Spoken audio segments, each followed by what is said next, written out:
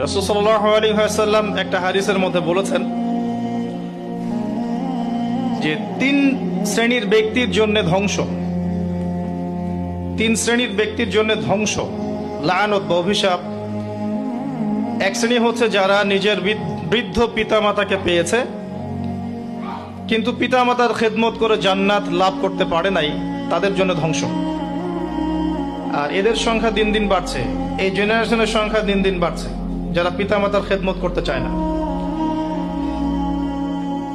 দ্বিতীয়ত হচ্ছে সেই শ্রেণীর মানুষ যারা রমজান মাসকে পেয়েছে, রমজান মাসকে পেয়েও তারা নিজেদের গুনাহ মাফ করাতে পারলো না, তাদের জন্য ধ্বংস।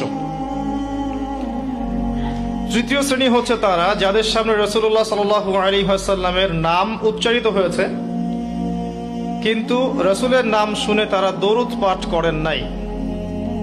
এই তিন শ্রেণীর ব্যক্তির জন্য রাসূলুল্লাহ সাল্লাল্লাহু আলাইহি ওয়াসাল্লাম ধ্বংসের দোয়া করেছেন। আমরা আল্লাহর কাছে দোয়া করি, আল্লাহ পাক আমাদেরকে এই তিন শ্রেণীর অন্তর্ভুক্ত না করুন, আমিন। এবং আসন্ন রমজানে আমরা যেন রমজানকে কাজে লাগিয়ে আমাদের গুনাহগুলোকে মাফ করাতে পারি, আল্লাহ পাক সেই তৌফিক এনায়েত করুন।